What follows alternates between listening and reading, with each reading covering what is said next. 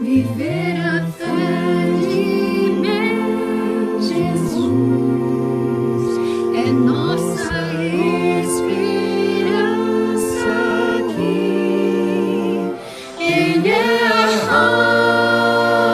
rocha e fortaleza, a Deus por isso graças dou. O seu amor é sem igual, concede a fé para vencer, justiça eterna que nos livra e nos concede renascer,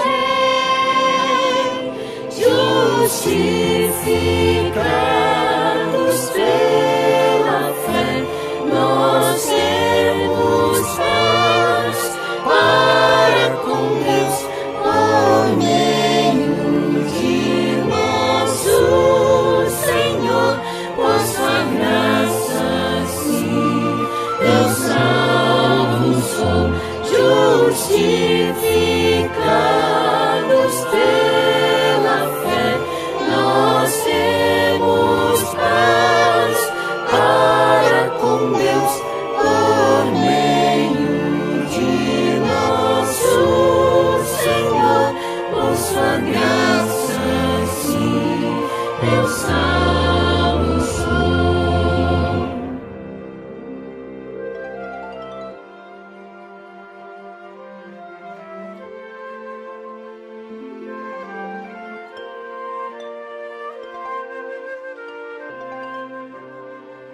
Viver a vida de Jesus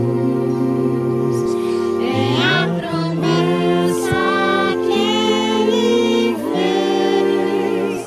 Ele é a rocha e fortaleza, a Deus por isso graças dou. O seu amor é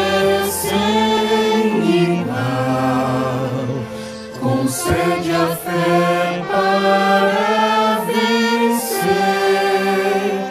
justiça eterna que nos livra e nos concede seu poder, justificados pela fé, nós temos paz para com Deus por meio de nosso Senhor, por sua graça sim, eu salvo sou, justificados pela fé, nós temos paz para com Deus por meio de nosso Senhor, por sua graça sim, eu salvo sou.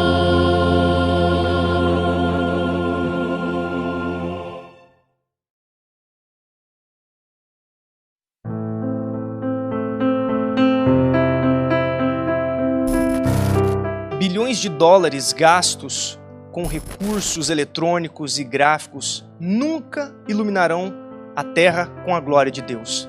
O que nós precisamos, o que nós mais necessitamos é de ouvir esta mensagem, de entender esta mensagem e de viver esta mensagem pela graça do Senhor Jesus Cristo. A partir então deste congresso, a pergunta não será mais sobre o que aconteceu no passado, o que fizeram com a mensagem, mas a pergunta será o que nós vamos fazer com a mensagem, o que você vai fazer com essa luz. E é muito interessante e até importante nós notarmos que nós encontramos na Bíblia, na Palavra de Deus, dois tipos de reações diferentes do povo quando eles ouvem a sua própria história, não é mesmo, Valtinho? Exatamente. No livro de Atos, no capítulo 2, no discurso de Pedro, Pedro está falando a respeito de uma história de rejeição, uma história de morte em que a nação de Israel havia matado o Messias.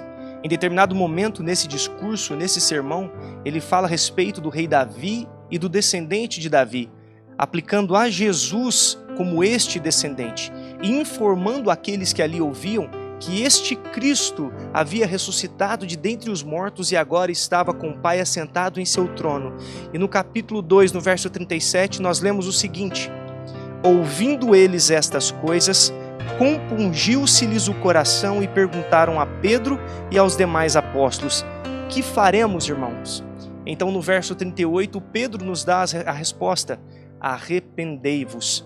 No mesmo livro, no capítulo 7 do livro de Atos, nós temos o discurso de Estevão. Estevão ali está retratando toda a história de Israel, desde Abraão, e ele culmina esta história na rejeição do Messias. E no verso 54, a Bíblia nos diz: ouvindo eles isto, enfureciam-se no seu coração e rilhavam os dentes contra ele. Então a questão é, nós vamos aceitar a nossa história ou nós apedrejaremos Estevãos? Que Deus nos ajude, que Ele envie o seu Santo Espírito para que nos ajude a entendermos e a vivermos esta tão preciosa mensagem. A palestrante dessa noite é a irmã Priscila. Ela é casada, mãe e há 33 anos é adventista. Há 1 ano ela recebeu a mensagem da verdade presente. Essa mensagem mudou sua vida e fortaleceu o seu desejo de morar no campo. Em harmonia com seu esposo, tomaram a decisão de acatarem esse precioso conselho do Senhor. E há 5 meses foram para o campo. Ela espera que toda a sua família em breve possa estar unida neste mesmo propósito. Que Deus nos abençoe e utilize grandemente a irmã Priscila. Olá, queridos e amados irmãos e amigos. Que a graça e a paz do nosso Senhor esteja sobre você nesse momento e que o Espírito Santo nos convença a todos dos nossos pecados e da justiça e do juízo do Senhor. Antes de iniciarmos o assunto da palestra de hoje, eu gostaria de convidá-lo a orar. Por favor, feche os seus olhos. Senhor, nosso Deus e nosso Pai, muito obrigada porque o Senhor tem nos dado a oportunidade de conhecermos tantas coisas que um dia desagradaram a Tua vontade, para não fazermos mais e não cometermos mais os mesmos erros. Nós suplicamos ao Senhor que o Teu Espírito se faça presente nesse momento e com todos aqueles que estão assistindo a essa palestra. Em nome do Senhor Jesus, oramos. Amém. Hoje iremos estudar alguns acontecimentos que ocorreram nos anos de 1950 até 1971. Em 1950 foi preparado o manuscrito intitulado 1888 Reexaminado. O objetivo desse manuscrito era chamar a atenção da Associação Geral, apelando para que o rebanho de Deus pudesse ser nutrido com a mensagem de 1888, a partir da convicção de que há uma grande fome espiritual entre os nossos membros. A obra do Evangelho não está concluída, apesar de tantos eventos, tantos programas, tantas atividades, tantos planos evangelísticos que têm sido propostos pela Igreja ano a ano e ocorrendo por todos os campos. Mas antes de falarmos especificamente de fatos que ocorreram nesse período que citei, entre 1950 a 1971, eu gostaria de voltar um pouquinho mais na história e citar aqui algumas cartas que nossa irmã e a profetisa do Senhor, Ellen White, deixou registradas e que foram inclusive publicadas pela Review and Herald. Poucos dias após o encerramento da Assembleia Geral de 1888, a irmã White falou na reunião estadual de Potterville e seus 3 sermões estão registrados na Review and Herald. Em alguns desses sermões, a irmã White nos compara muitas vezes com os judeus que não aceitaram a vinda do Messias e, em vez disso, o rejeitaram. Veja o que ela diz. O que faria o Salvador se viesse a nós como fez com os judeus? Ele teria que realizar uma obra semelhante de eliminação do refúgio de tradição e cerimônia. Os judeus ficavam grandemente perturbados quando ele realizou essa obra.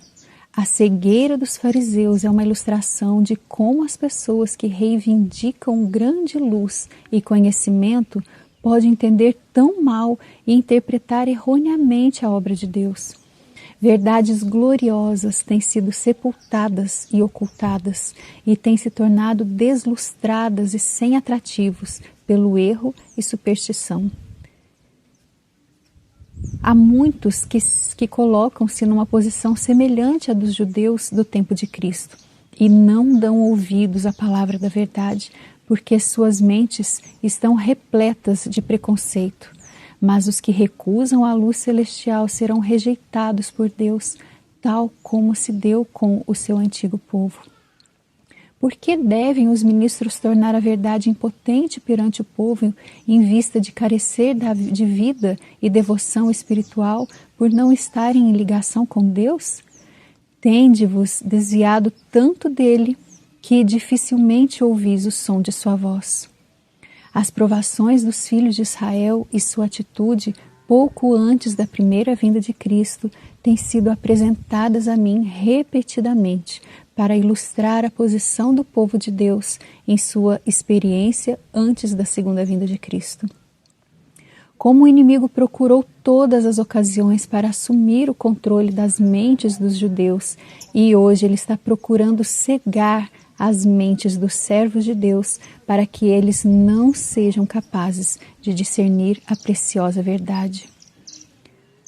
Toda a linha que traço a respeito da condição do povo ao tempo de Cristo, quanto à sua atitude para com a luz do mundo, nisso vejo o perigo de que tomemos a mesma posição. Teremos que enfrentar descrença de toda forma no mundo, mas é quando encontramos a descrença naqueles que deveriam ser líderes do povo de Deus que nossas almas são feridas. Os judeus permanecem afirmando até hoje que jamais crucificaram Cristo. E hoje nós achamos difícil reconhecer a extensão do que fizemos em Minneapolis, mas Ellen White nos diz: aqueles que resistiram ao Espírito de Deus em Minneapolis estavam esperando por uma chance de viajar pelo mesmo terreno novamente, porque seu espírito era o mesmo. Todo o universo do céu testemunhou o tratamento cruel a Jesus Cristo, representado pelo Espírito Santo. Tivesse Cristo estado perante eles, teriam-no tratado de maneira semelhante àquela em que os judeus trataram a Cristo. Houve perplexidade sobre uma declaração publicada na revista Ministry com o seguinte título: em 1888, a direção da Igreja Adventista deu meia volta na pré-sessão ministerial de Minneapolis.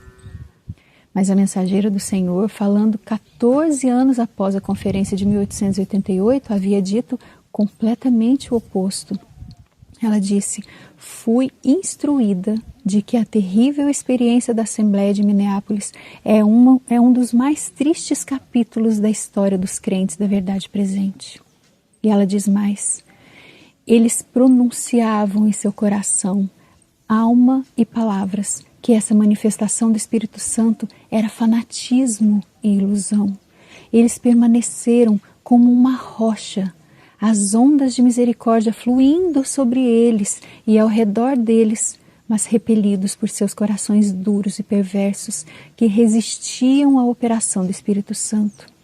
Se isso tivesse sido recebido, os teria tornado sábios para a salvação.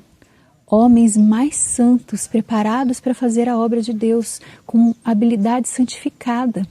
Mas todo o universo do céu testemunhou o tratamento vergonhoso de Jesus Cristo, representado pelo Espírito Santo. Tivesse Cristo existido antes deles, eles o teriam tratado de maneira semelhante àquela com que os judeus trataram a Cristo. A sua inspirada avaliação foi a seguinte: crueldade ao Espírito Santo, tratamento cruel de Jesus Cristo, que em algum tempo será visto em seu verdadeiro peso e com toda a carga de ais que tem resultado disso. Talvez este algum tempo esteja muito próximo, meus irmãos. A comparação de Ellen White com os judeus penetra o próprio coração do plano da salvação. Nos colocamos como insubordinados quando negamos, por exemplo, João 3,16, porque nós resistimos a Cristo. E quando compreendemos isso, virá a nós um arrependimento por nossas transgressões. O que ocorre é que, infelizmente, a transgressão não foi apreciada em sua verdadeira natureza. Ainda não nos vemos como o céu nos vê. Hoje, não há mais nenhum membro vivo da igreja que tenha participado da conferência de 1888 em Minneapolis. Então, tudo aquilo que podemos aprender sobre aquela conferência agora deve vir de registros escritos e inspirados. Desde 1950, muitos livros têm sido publicados com a intenção de transmitir que a ideia de 1888 foi uma vitória para a igreja, e muitos livros de diversas autoridades tentam estabelecer essa ideia de que nós aceitamos a mensagem de 1888. 2 desses livros foram endossados por presidentes da Associação Geral, um terceiro livro foi ainda escrito por um vice-presidente. A publicação desses livros revela o grande interesse que 1888 representa para a consciência adventista. O Espírito Santo tem nos dirigido ao longo de todos esses anos e nós cremos que a verdade será revelada como um grande triunfo sobre toda essa confusão. Não cremos que a solução, meus queridos irmãos, esteja em criticar a igreja. Nós não cremos que esteja em criticar a liderança ou em enfraquecer a organização. Não. Nós cremos que a solução esteja em arrependimento e reconciliação com Cristo dentro da organização da igreja. Não ousamos negar nem suprimir a verdade que foi plenamente revelada e compreendida por corações honestos. A verdade, meus irmãos, vence o fanatismo, vence o legalismo e todo tipo de espírito de crítica do tipo eu sou mais santo do que você, entre tantas outras coisas. A verdade apenas pode nos conduzir a um arrependimento humilde, moldado segundo Cristo, que é o único capaz de operar cura eficaz nas nossas vidas. Agora nós passaremos a rever alguns desses acontecimentos do qual falamos há pouco. Em 1950 foi publicado o livro 1888 Reexaminado. Esse calhamaço de 204 páginas mimeografadas não trazia nem título, nem nomes de autores. A intenção era simples, era unicamente apresentar evidências de fontes inspiradas, que na verdade foram mais de 600 trechos de Ellen White, de que nós tomamos o rumo errado em 1888 e que a causa de Deus sofreu um sério golpe e que o verdadeiro progresso na causa de Deus requer que aceitemos aquela mensagem e que proclamemos ao mundo e que o arrependimento denominacional é muito apropriado em vista de nossa história e em resposta ao apelo de Cristo à Laodiceia. O apelo foi firme e oficialmente rejeitado. Veja, não cremos que está em harmonia com o plano e propósito de Deus, falando-se então do arrependimento denominacional. Não desejarão imprimir seus pontos de vista tão críticos, nem fazê-los circular em maior escala. Isso nós encontramos essa citação na Comissão de Literatura de Defesa da Associação Geral em 4 de dezembro de 1951. A posição da Associação Geral era de que um arrependimento denominacional seria desnecessário, não seria apropriado em vista do grande número de batismos e do planejamento de dobrar a nossa membresia na época de 1950 e a grande prosperidade denominacional e institucional que foi tão propagada até então. Os autores do manuscrito 1888 reexaminados não se rebelariam contra a orientação da Associação Geral. Eles sempre sustentaram com firmeza o princípio de organização e ordem eclesiásticas, mas não podiam em suas consciências se retratarem de suas convicções básicas, que eles criam estarem baseadas sobre o testemunho inspirado de Ellen White. Eles prosseguiram então empreendendo os seus deveres missionários na África naquela época, como nos relata a carta aos escritórios da Associação Geral de 5 de fevereiro de 1952. Ocorreu que uma cópia desse manuscrito, 1888 reexaminado, de algum modo ele conseguiu sumir dos escritórios da sede mundial. E enquanto os autores estavam trabalhando como missionários na África, vários membros leigos e ministros na América do Norte laboriosamente o copiaram e o reduplicaram. Sem a concordância dos autores, esse manuscrito foi tremendamente distribuído em vários continentes. E a partir disso, então, vieram nos próximos anos várias outras publicações em resposta ao manuscrito 1888 reexaminado. Em 1952, uma conferência bíblica que marcou época foi realizada na igreja de Sligo, em Maryland, de 1 a 13 de setembro de 1952. Os estudos dessa conferência, eles representam o melhor pensamento da parte de homens sinceros, honestos, zelosos, dedicados e leais, os líderes da igreja. Isso foi relatado em um relatório de 2 volumes, intitulado Our Firm Foundation, ou, em português, Nosso Firme Fundamento. Perto da conclusão da conferência, o presidente da Associação Geral reconheceu a verdade do retrocesso em 1888 e então ele apresentou uma espantosa alegação. Veja, em grande medida, a Igreja deixou de edificar sobre o fundamento estabelecido na Associação Geral de 1888. Muito foi perdido em consequência. Estamos anos atrasados, onde deveríamos ter estado em crescimento espiritual. Muito antes disso, deveríamos já estar na terra prometida. Mas a mensagem da justificação pela fé, dada na Assembleia de 1888, foi aqui repetida. Praticamente cada orador, desde o primeiro dia, tem dado grande ênfase sobre essa doutrina de maior importância, e não houve planos previamente arranjados de que assim fosse. Foi algo espontâneo da parte dos oradores, sem dúvida foram impelidos pelo Espírito de Deus para fazê-lo. Verdadeiramente esse assunto tem, nesta conferência, superado todos os demais. E essa grande verdade tem sido dada aqui nesta conferência bíblica de 1952 com muito maior poder do que foi dada na conferência de 1888, porque os que aqui falaram tiveram a vantagem de muita luz adicional, brilhando a partir de centenas de pronunciamentos sobre este assunto nos escritos do Espírito de Profecia, de que aqueles lá na época não dispunham.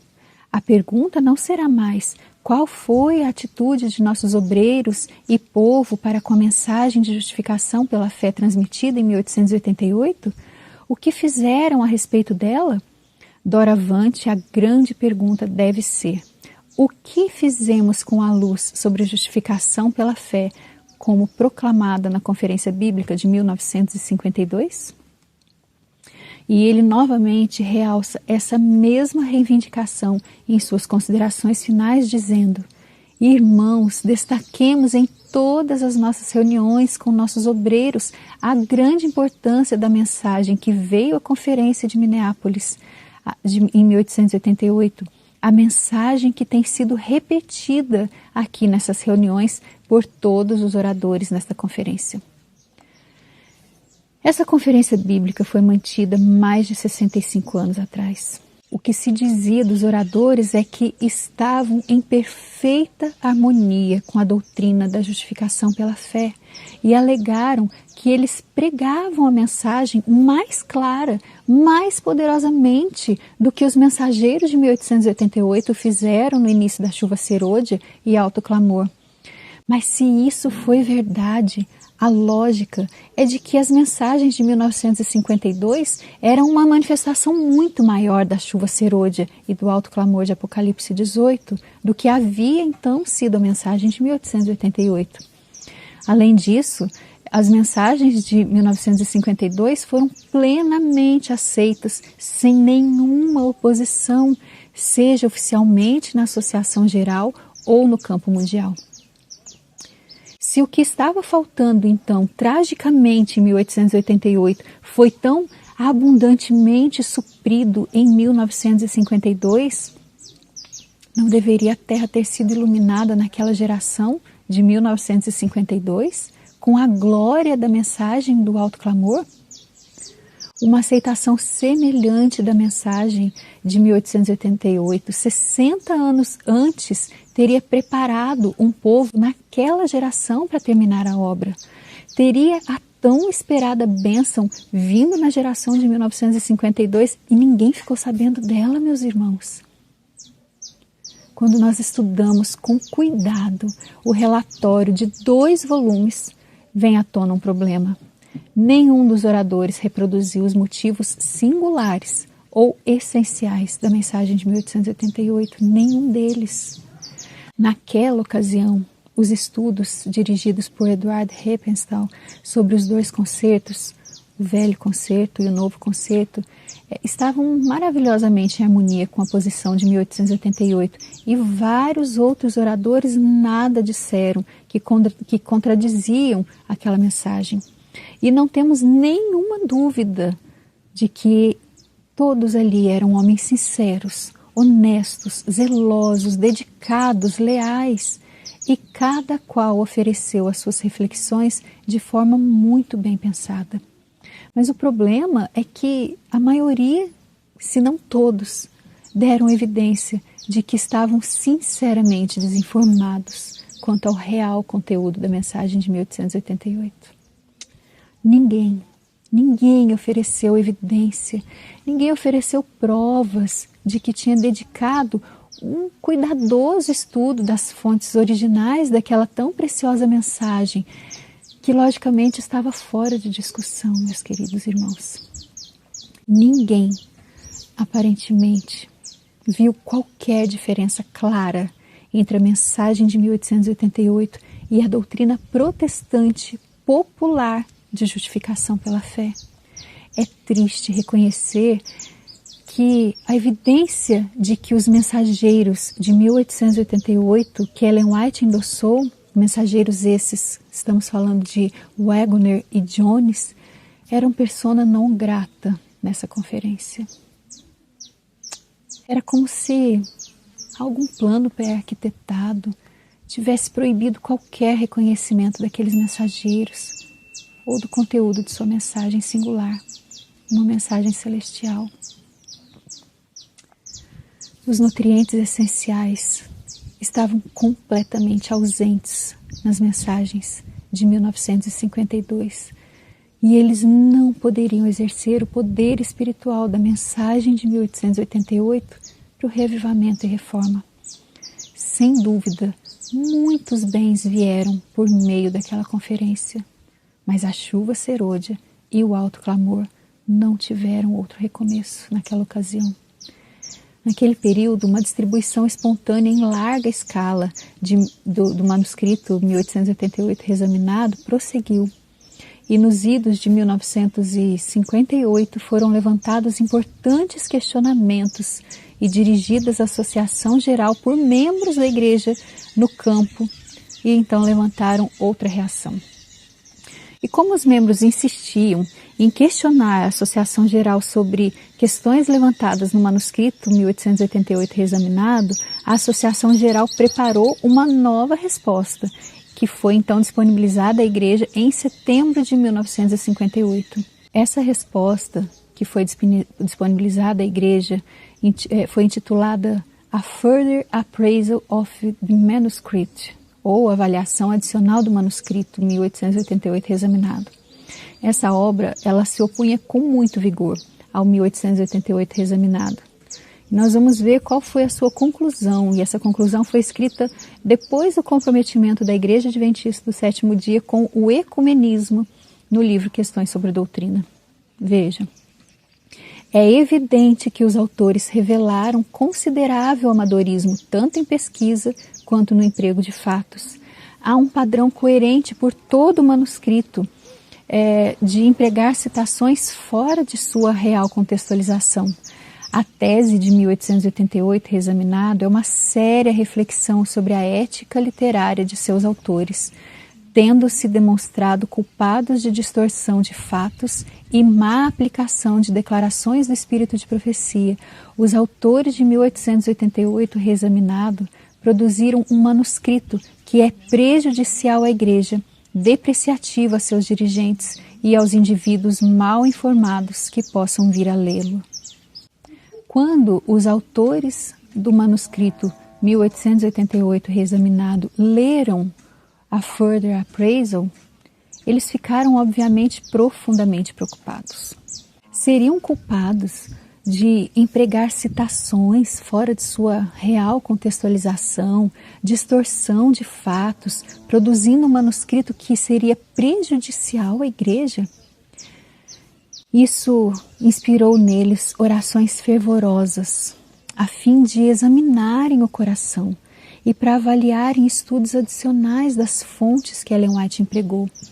E nesse sentido, em setembro de 1958, enquanto ainda estavam de férias na América, os autores do manuscrito 1888 reexaminado prepararam uma réplica de 70 páginas intitulada An Answer to Further Appraisal, ou uma resposta à avaliação adicional, que tratava cada ponto levantado e apresentado pela Associação Geral.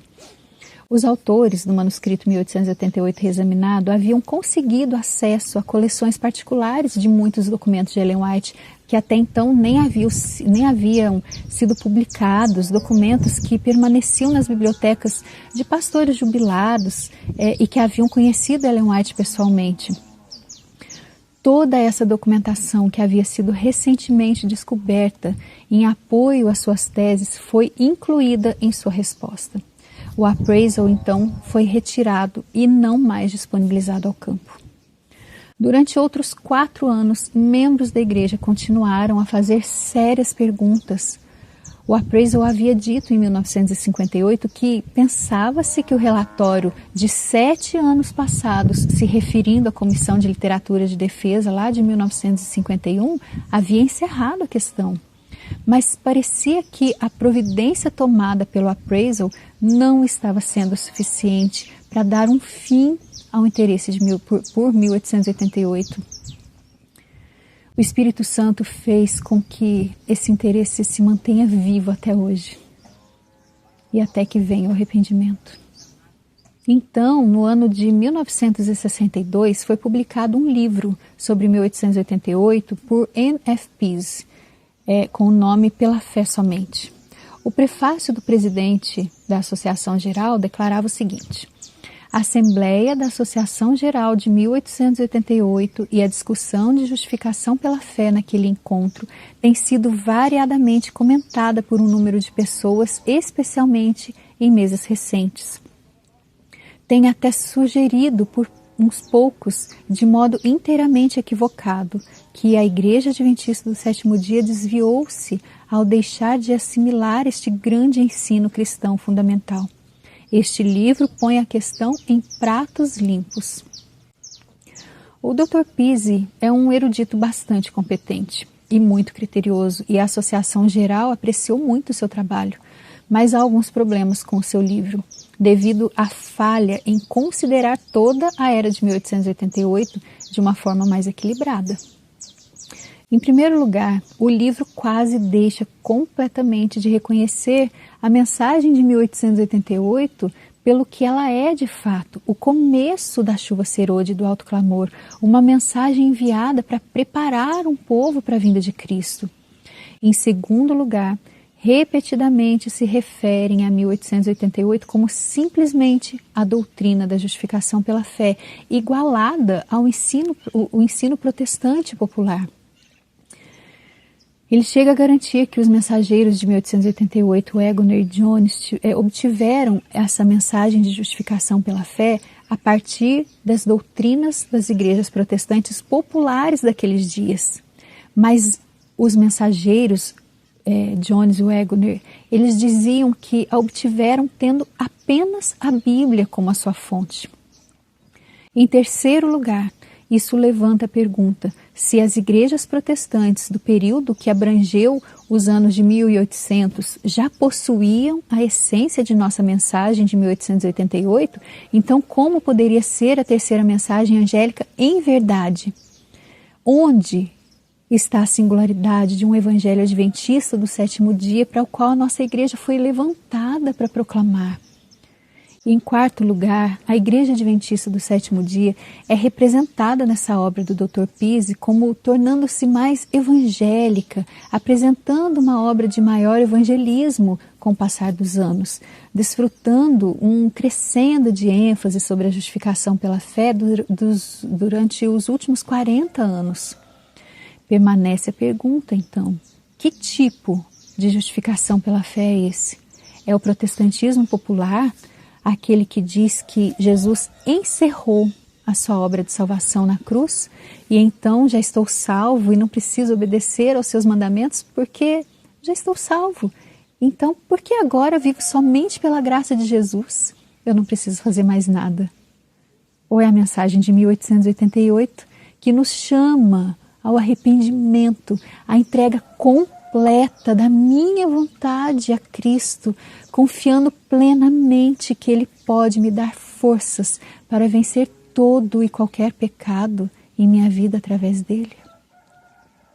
Infelizmente, o que tem sido proclamado é sem dúvida um protestantismo popular apóstata. Em quinto lugar, o livro gera uma anormalidade. É declarado que foi preservada na igreja aquela ênfase espiritual do movimento de reavivamento que ocorreu na década de 1890. Mas, de uma forma estranha, o reavivamento dos anos 90 se extinguiu por completo. E aqui está uma implicação desanimadora.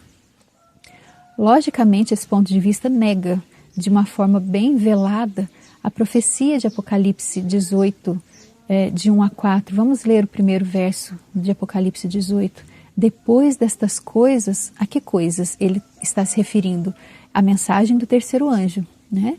Então, depois destas coisas, eu vi outro anjo descer do céu, tendo grande poder, e a terra toda foi iluminada com a sua glória. Quando a mensagem do alto clamor é verdadeiramente aceita pela liderança da igreja, essa mensagem nunca pode se extinguir, mas ela está profeticamente destinada a iluminar a terra com a glória do Senhor. Essa é mais uma extraordinária cena do futuro profético do mundo. O fato de que o reavivamento dos anos de 1890 extinguiu-se é por si só a mais clara evidência de que a mensagem do alto clamor não foi verdadeiramente aceita pela liderança da igreja.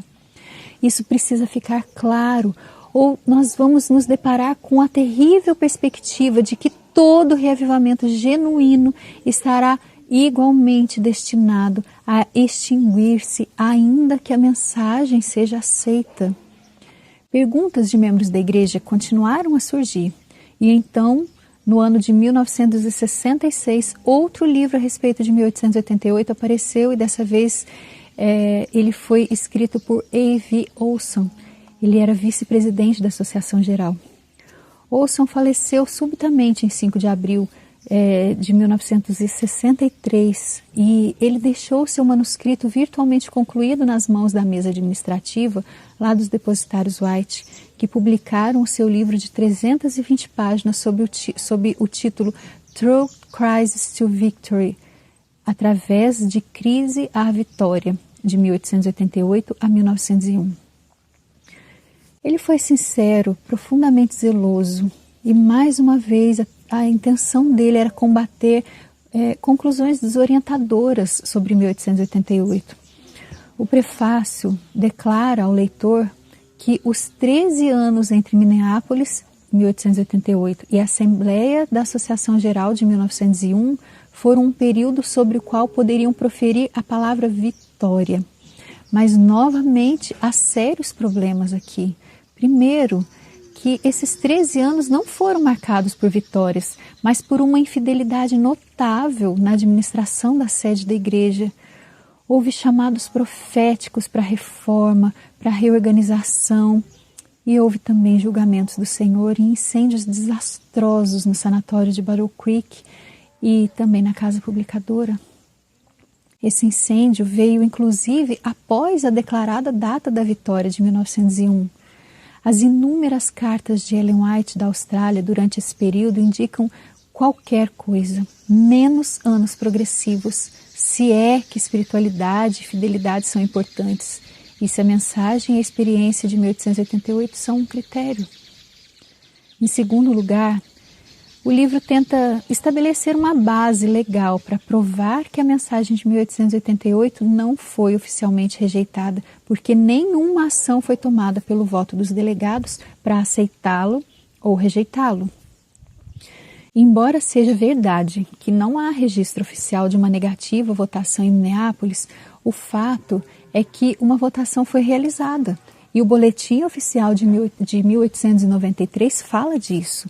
Ellen White também confirma essa situação. Várias referências definitivas a um voto de rejeição ocorreram assim. O que os irmãos, na terrível posição em que estavam, rejeitaram em Minneapolis? Eles rejeitaram a chuva serôdia, o alto clamor da mensagem do terceiro anjo. Alguns desses se posicionaram tão abertamente contra isso naquela época, se referindo então à Conferência de Minneapolis, que votou com a mão erguida contra ela. Se o credo é redigido por escrito ou se é a ideia de alguém que deseja passar por um voto na Associação Geral, não faz diferença. E há pessoas aqui que se lembram de um tempo, 4 anos atrás, e um lugar, Minneapolis, quando foram feitos 3 esforços diretos para se alcançar aquilo que foi fixado na mensagem do terceiro anjo por um voto na Conferência Geral.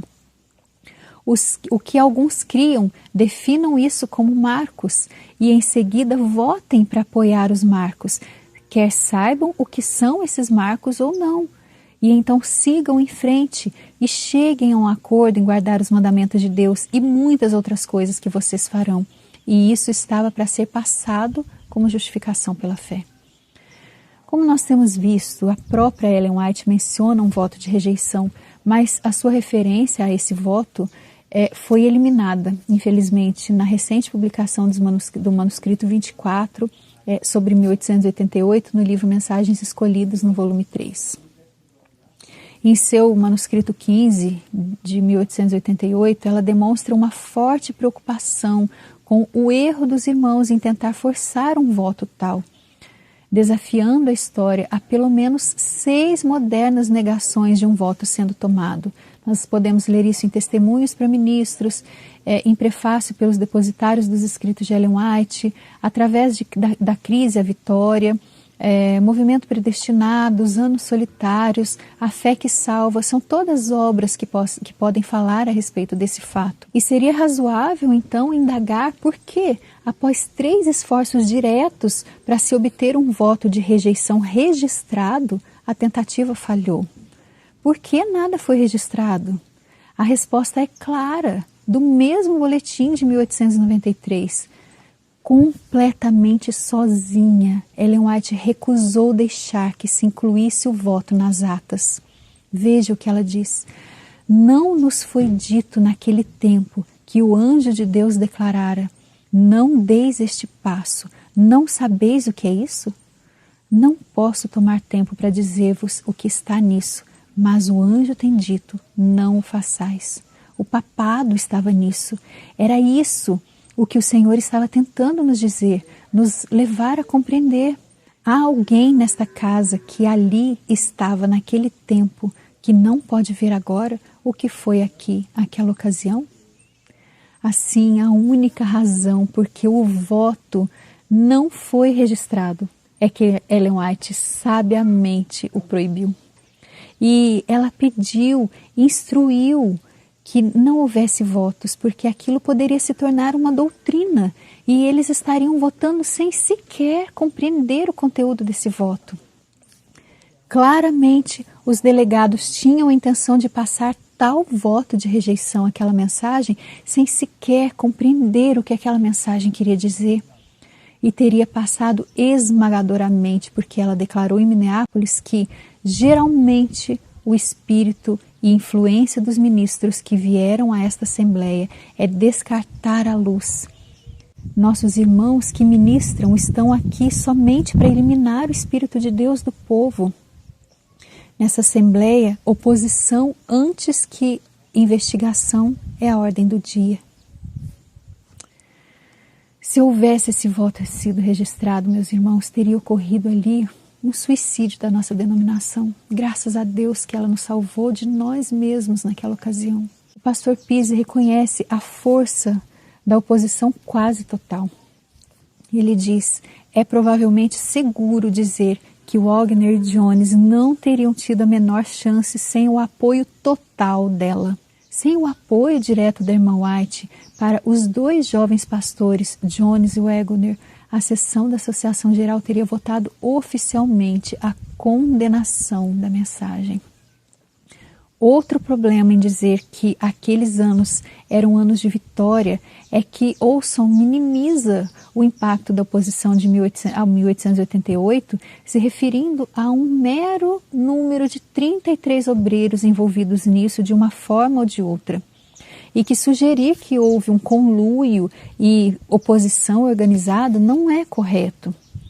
Novamente, nós temos um conflito com o que a mensageira inspirada afirmou em muitas declarações.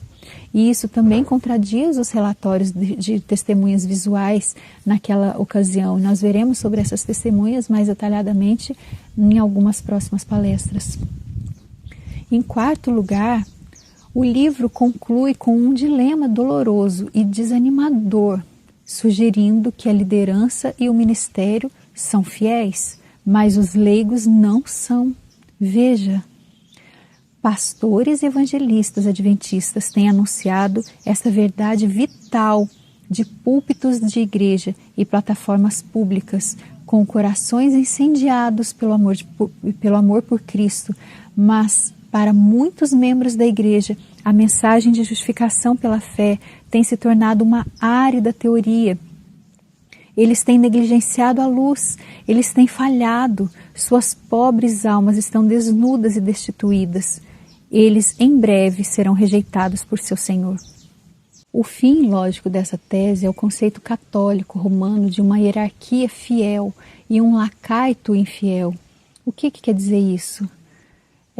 Quer dizer que, enquanto a hierarquia, a liderança é fiel, os membros leigos são infiéis.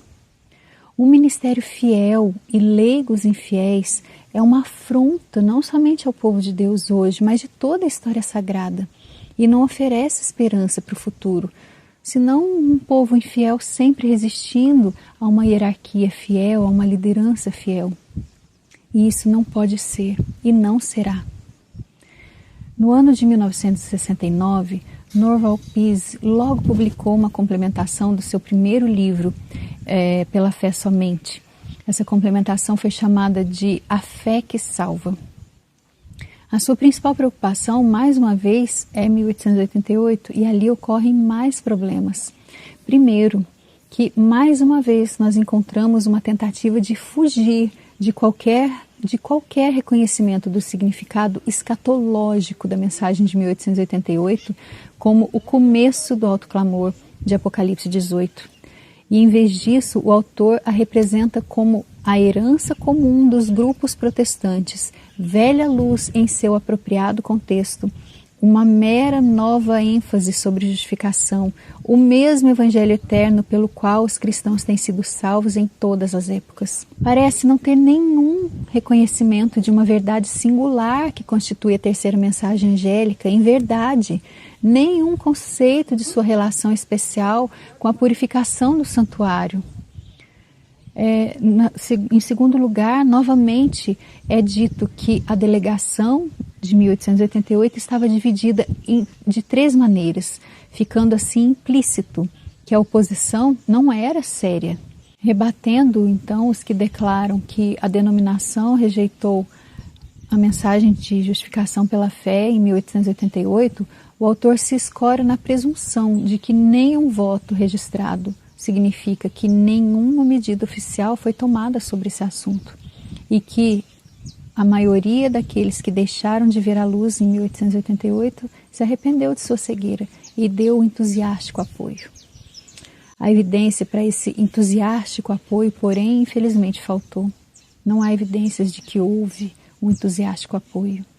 Mais uma vez nos lembramos da carta lamentosa de Ellen White ao seu sobrinho em 5 de novembro de 1892, logo após as confissões dos principais líderes terem sido expressas, e ela declara que nenhum dos rejeitadores iniciais tinha vindo à luz e discernido a mensagem. Pise, numa outra parte, reconhece que ao final da década nenhum Eliseu estava pregando a mensagem efetivamente, exceto Jones e Wagner e Ellen White. Onde estava o suposto apoio deles? Em terceiro lugar, quando houve sugestões de que a igreja republicasse os escritos de Wagner e Jones, de modo que pudéssemos ter o benefício do ensino deles, Pise declara que nada havia sido dito por Wagner e Jones, que Ellen White não dissera melhor, de que Ellen White já havia sido capaz de apresentar esse mesmo evangelho eterno com a beleza e a clareza que nenhum de seus contemporâneos poderia ser capaz de igualar. Isso levanta uma séria pergunta. Por que o Senhor enviou os mensageiros de 1888 se eles não podiam apresentar a mensagem apropriadamente? O Senhor não teria sido mais sábio em apontar Ellen White como o agente da chuva serôdia e o arauto da mensagem do alto clamor? A história sagrada demonstra que o Senhor sempre escolhe mensageiros por alguma razão. Ellen White nunca considerou a mensagem de Wagner e Jones como supérflua. Ela mesma endossou essa mensagem quase 300 vezes em linguagem insuperável pelo entusiasmo dela. E claramente os apoiou como especialmente apontados, delegados, credenciados pelo Senhor para realizar uma obra que ela não foi chamada a fazer. Os livros dos mensageiros de 1888 estão baseados na Bíblia somente, que não empregam declarações de Ellen White. Livros que eles escreveram, como por exemplo, Cristo e sua justiça, o Evangelho na criação, as boas novas, o caminho consagrado para a perfeição cristã. A mensagem deles era uma maravilhosa demonstração do poder inerente das Escrituras, uma mensagem pura de justificação pela fé. E denegrir essa mensagem desse modo, meus irmãos, implica logicamente em desconsiderar os endossos da própria irmã White. Em quarto lugar, o autor conclui com um endosso das mensagens da Associação Geral de Milwaukee de 1926 como mais importante do que as de 1888. Elas são uma forte evidência de que a mensagem de 1888 havia sido aceita, e diz ele: é minha firme convicção que seria bom dar menos ênfase a 1888 e mais ênfase a 1926. De fato, a Assembleia da Associação Geral de 1926 foi o que 1888 deveria ter sido caso tivesse havido maior unanimidade sobre o sentido do Evangelho. Alguns têm sugerido que a denominação deveria deixar algum registro de algum modo específico reconhecendo os erros de 1888. Nenhuma evidência mais positiva de crescimento e maturidade espiritual poderia ser apresentada do que os sermões de 1926.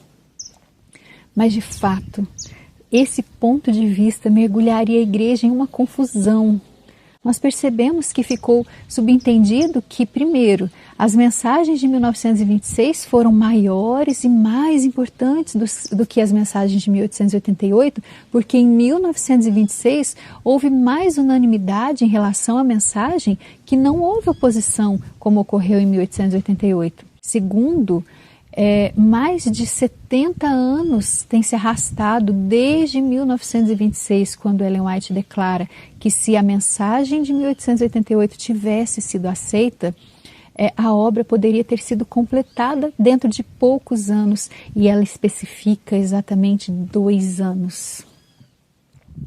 Então, este entendimento de 1926 nos diria que quando há uma maior unanimidade, a aceitação da mensagem, essa mensagem não traz conclusão bem-sucedida da obra, da conclusão do Evangelho. Poderia ser uma coisa mais desanimadora do que isso, meus irmãos. Quer dizer que quando se aceita uma mensagem salvífica de uma forma unânime, isso não opera em prol da conclusão da obra do Evangelho? O fato é que a justificação pela fé, ensinada nas mensagens de 1996, como estão registradas no boletim da Conferência Geral daquele ano, não são as verdades essenciais da mensagem de 1888. O mesmo ocorreu mais tarde, em 1952. Aquelas mensagens foram inspiradas pelo entusiasmo de vida vitoriosa da Sunday School Times e outras doutrinas de destacados líderes protestantes da época. E é por isso que nenhum reavivamento e reforma duradouros poderiam se seguir a partir dali, seja em relação à Assembleia de 1926 ou à Conferência de 1952.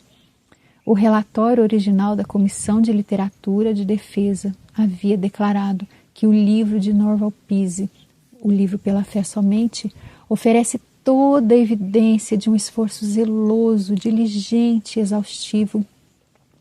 Um exemplo de como o Appraisal apoiava a teoria da aceitação da mensagem de 1888 é que esse livro se utilizou de uma frase que foi retirada de uma carta, a carta 40 especificamente, lá de 1893, uma carta da irmã White que dizia: temos nos colocado no campo de batalha por quase 3 anos, mas nesse tempo mudanças decisivas tiveram lugar entre o nosso povo e mediante a graça de Deus obtivemos decididas vitórias.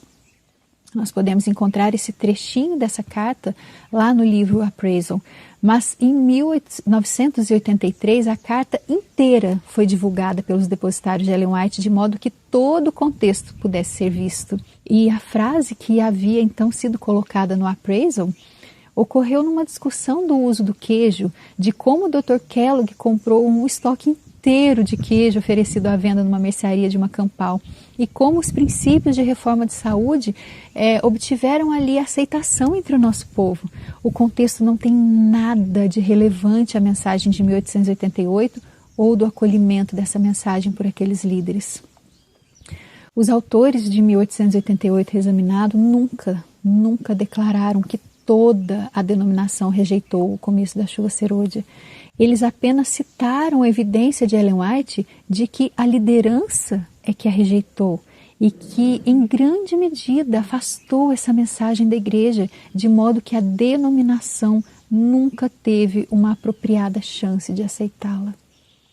Alguns que dizem aceitar a justificação pela fé mantêm a postura de que nós não precisamos da mensagem que o Senhor revelou mediante os pastores Jones Waggoner, porque já possuímos os escritos de Ellen White.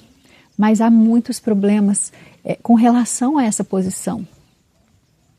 Primeiro, a igreja de 1888 também possuía os escritos de Ellen White, e até muito mais do que nós temos hoje, porque eles desfrutavam da presença pessoal da própria irmã White.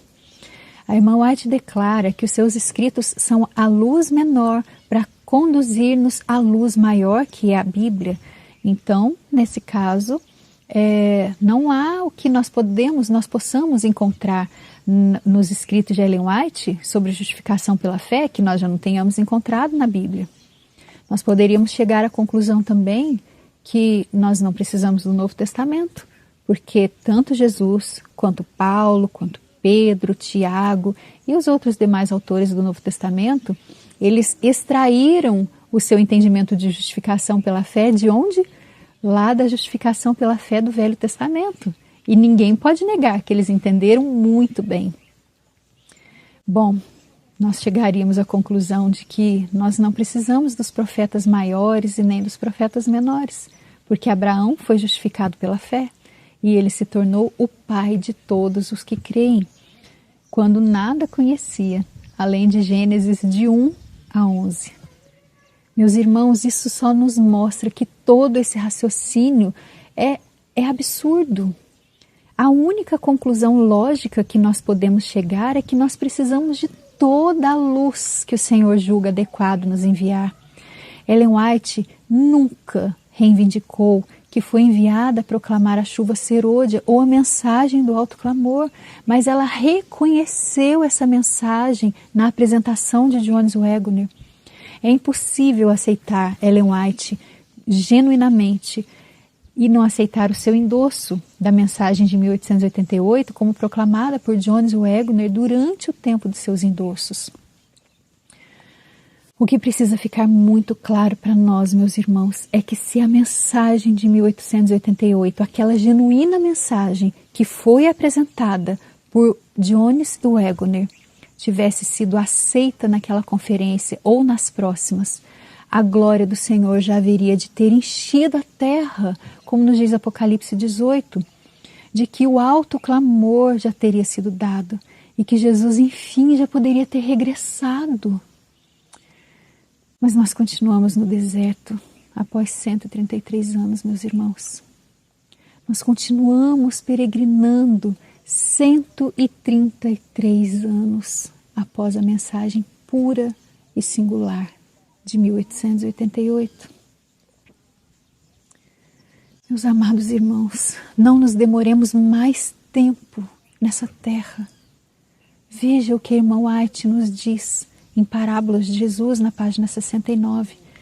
Cristo aguarda com fremente desejo a manifestação de si mesmo em sua igreja, quando o caráter de Cristo se reproduzir perfeitamente em seu povo. Então virá para reclamá-los como seus. Que o Senhor Jesus nos dê força, meus irmãos, para nos prepararmos então, para recebermos a tão aguardada chuva serôdia. Que Ele nos prepare para receber esse poder que vem do céu. Ele não nos dará esse poder se nós já não estivermos preparados para recebê-lo, porque seria dar uma arma mortal a um louco. E o Senhor não fará isso. Que o Senhor nos ajude a realmente nos prepararmos para receber esse poder que virá do céu através do Santo Espírito, que é a chuva serôdia. Eu gostaria de convidá-lo a orar mais uma vez. Feche os seus olhos. Senhor, nosso Deus, nosso Pai, nós agradecemos ao Senhor por toda a luz que o Senhor tem nos dado em todos esses anos. Nós agradecemos ao Senhor porque o Teu Espírito não desiste de nós, porque Ele não desiste de nos transformar, Ele não desiste de trazer ao nosso coração e à nossa mente toda a verdade que o Senhor deseja que nós conheçamos. Então, em nome de Jesus, continua nos abrindo a mente, abrindo o coração, abrindo os nossos olhos, para que não sejamos considerados cegos espirituais, mas para que o Teu Espírito haja, transformando a nossa vida por completo. E dessa forma que o Teu caráter seja reivindicado diante de todo o universo. É o que nós oramos ao Senhor agradecidos, em nome do Senhor Jesus. Amém.